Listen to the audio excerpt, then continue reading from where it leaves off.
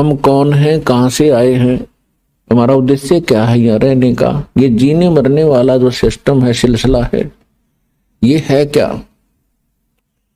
आज हम कितना अच्छी तरह अपने बच्चों में, अपने रिश्तेदारों में, भाई बहनों के साथ प्यार से रह रहे हैं। इनमें कितना मोह है, इन्हीं के लिए दिन रात हम प्रयत्न करते रहते हैं। सारा दिन कमाते हैं, रात को भी नहीं सो पाते हैं और टाइम भी करते हैं। और फिर पता नहीं हम रहें या ना रहें, हमारे साथ जो बच्चे, भाई बहन, माता पिता हैं, उनका कितने दिन का संयोग हमारे साथ है, वो कभी भी जा सकते हैं। फिर हम क्या करते हैं, रोते हैं, बिलखते हैं, उनको याद करते हैं। तो ये बहुत बुरी बात है। हम कितना अच्छी तरह यहां रह रहे हैं, फिर मृत्यु होती है, कितना घिनौना कर्म है ये। और फिर भी हम इससे मुक्ति का प्रयत्न नहीं करते, तो हम पत्थर हैं, इंसान नहीं है। अभी तक तो हमें पता ही नहीं चला था कि इसका कोई विकल्प है, इसका एंड भी है। अब परमात्मा ने अपना विधान स्वयं आकर बता दिया। जिसको सूक्ष्म वेद कहते हैं, जिसको तत्व ज्ञान कहते हैं, वो परमात्मा ही बता सकता है। उस परमेश्वर ने स्वयं आकर बता दिया है कि ये लोक ठीक नहीं है, यहां का भगवान ये परमात्मा नहीं है। परमात्मा का अर्थ होता है श्रेष्ठ आत्मा।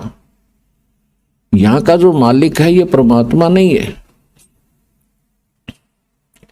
परमात्मा उसे कहते हैं जो कभी किसी को दुख ना दे, केवल सुख ही दे।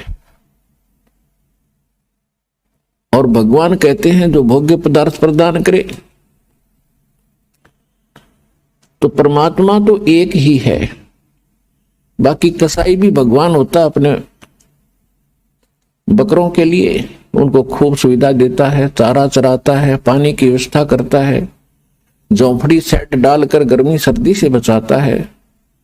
वो उनका भगवान है, लेकिन वो परमात्मा नहीं है, वो श्रेष्ठ आत्मा नहीं है। श्रीमद् भगवत गीता अध्याय नंबर 15 के श्लोक 16 और 17 में 3 पुरुष 3 प्रभु बताए। एक सरपुरुष ये स्वयं है, यहाँ का जो मालिक है ब्रह्म है, जिसको काल भी कहते हैं, जिसे ज्योत स्वरूपी निरंजन भी कहते हैं, जो 21 ब्रह्मांड का स्वामी है, प्रभु है, मालिक है। और अक्षर पुरुष है, वो 7 शंख ब्रह्मांड का स्वामी है।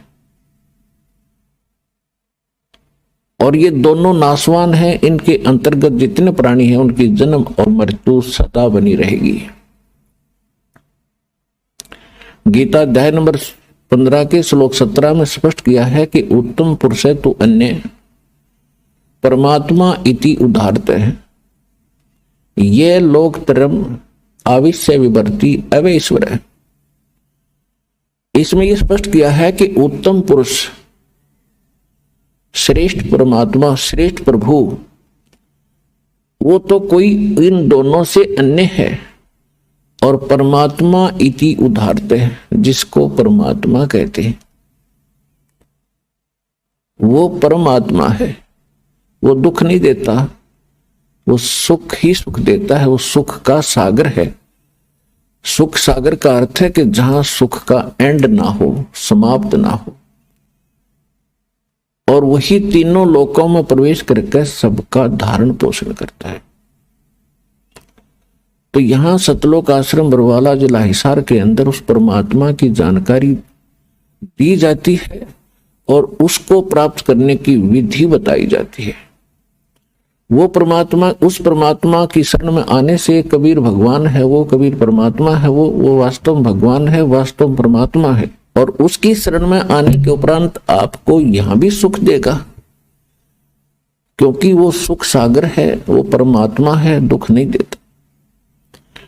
यदि हम कोई कष्ट उठाते हैं तो अपनी कमजोरी के कारण, मर्यादा भंग करके हम अपना कोई हानि कर लेते हैं। नहीं, परमात्मा की शरण में आने के बाद आपको रोज नए सुख होंगे, आपके सब कष्ट निवारण होंगे और अंत में आपको वो स्थान प्राप्त होगा जहां फिर कभी जन्म मृत्यु नहीं होती। इसको सतलोक कहते हैं, सचखंड कहते हैं।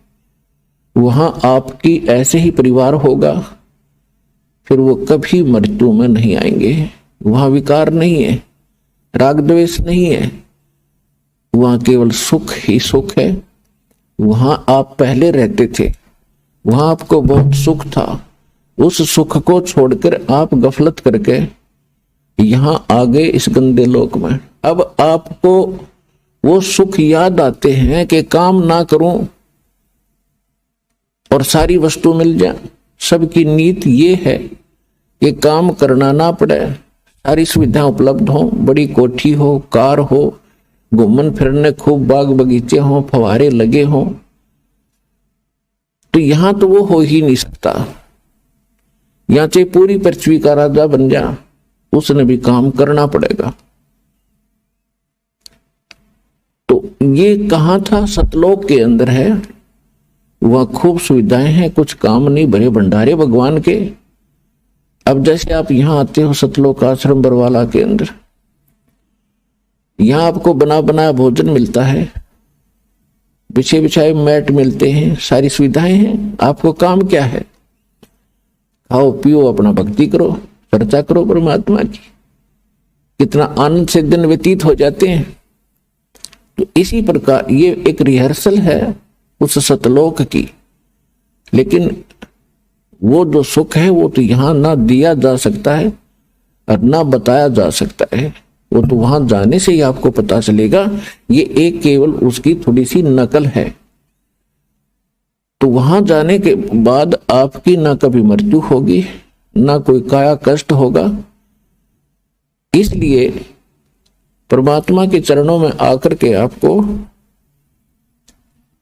एक विशेष ज्ञान होगा कि हम जो काम कर रहे हैं, जो संपत्ति जोड़ने की हम चेष्टा कर रहे हैं, इसमें हम रहेंगे कितने दिन। तो उसके लिए विकल्प है कि परमात्मा के चरणों में लगो, भक्ति करो। बुराइयों से दूर होना पड़ेगा आपको। तम्बाकू, कोई भी नशीली वस्तु है, सब त्यागनी पड़ेंगी। और चोरी जारी, ठगी, रिश्वतखोरी, ये भूल कर भी नहीं करना, क्योंकि इसका अकाउंट परमात्मा के दरबार में अलग से रहता।